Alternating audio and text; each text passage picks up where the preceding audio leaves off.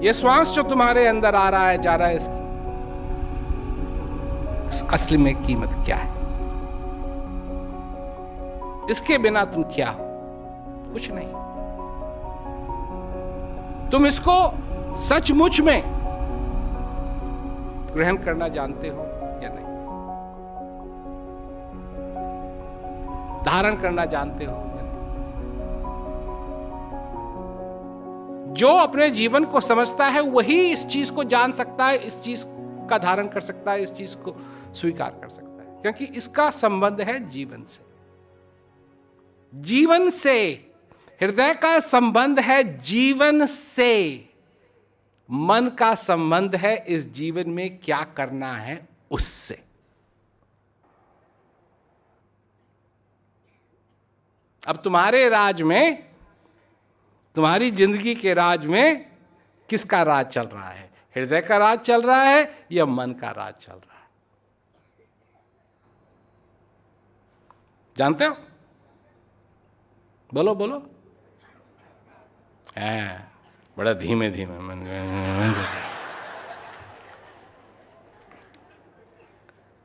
मेरा दूसरा सवाल, बिना तुम्हारी सहमति के क्या मन तुम्हारे राज में राज कर सकता है या नहीं?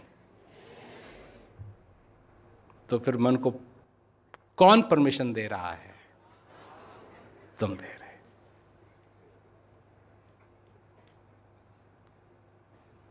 सबसे बड़ी बात,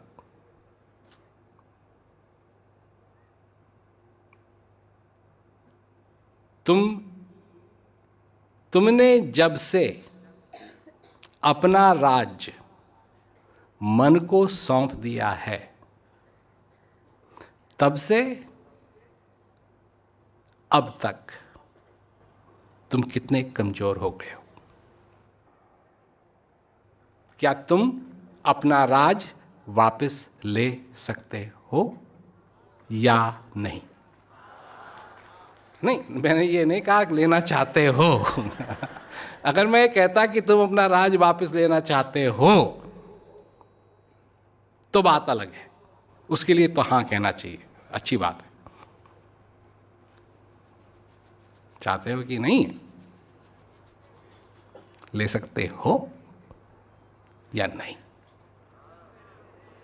या कमजोर हो गए? मन वहां बैठा बैठा लॉलीपॉप नहीं चूस रहा है, वो अपना राज फैला रहा है, फैला रहा है, फैला रहा है, फैला रहा है, फैला रहा है, फैला रहा है, फैला रहा है, फैला रहा है, फैला रहा है, फैला रहा है। जब से तुमने उसको राजपाट सौंपा है, तब से उसकी सेना बहुत बड़ी हो गई है, बहुत बड़ी हो गई। जान लो मैं जिस चीज की बात कर रहा हूं, अपने ही राज में तुम दुखी हो, अपनी ही जिंदगी में तुम दुखी हो। ये तुम्हारी जिंदगी है और इसी में तुम दुखी हो, और अपनी ही जिंदगी में सुख कैसे प्राप्त हो ये तुमको नहीं मालूम। तो ये बात तो एक ही चीज की गवाही दे रही है।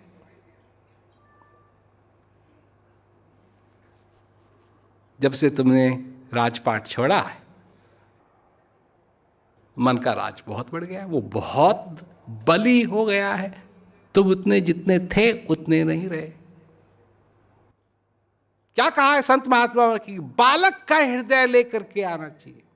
जब तुम वो बालक थे तब तुम्हारा जो राज था वो अलग राज था, तब तुम बलवान थे। जिसका बालक का हृदय होता है वो बलवान होता है।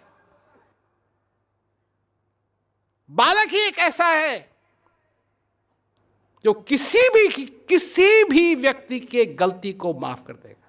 आज का दिन जो कुछ हुआ, कल कुछ नहीं। आज तुम कर सकते हो। मेरा यही कहना है लोगों से, अगर तुम आज को समझना चाहते हो तो इसमें से, आज में से बीता वाला कल और आने वाले कल को निकाल दो। आज क्या है तुमको समझ आने लगेगा। पर तुमको नहीं मालूम कैसे निकालना है बीता वाला कल और आने वाला कल। पर जब तुम छोटे थे तुमको मालूम था। तुमको मालूम था कि आज के लिए कैसे जीना है। कोई अपॉइंटमेंट नहीं, कोई कुछ नहीं, जी रहे हैं। मौज आ रही है, मौज आ रही है, मौज आ रही है, मौज आ रही है, मौज आ रही है। ये जो तुम्हारा शरीर है ये किस तरीके से काम करता है, इसका भी समझा तुमने किस तरीके से काम करता है?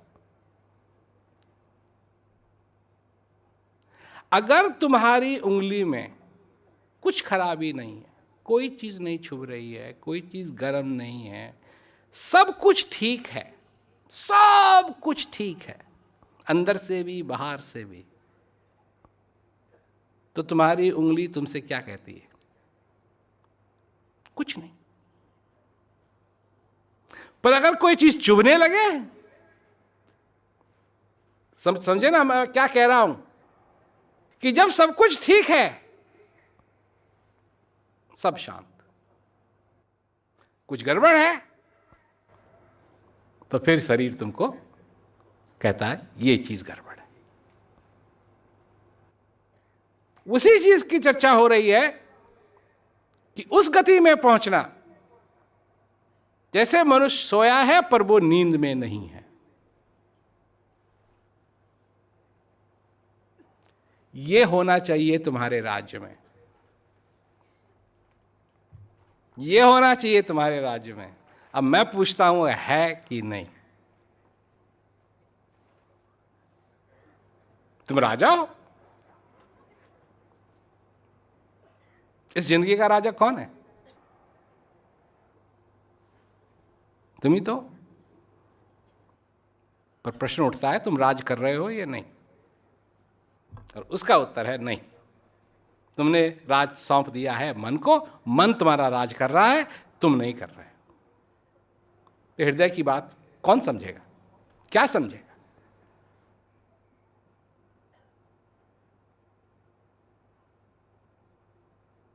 इसका उपाय, इसका उपाय सिर्फ एक है। तुमको ऐसे व्यक्ति की जरूरत है जिसके पास ऐसी सेना हो, सेना जो तुम्हारी मदद के लिए आ सके और तुमको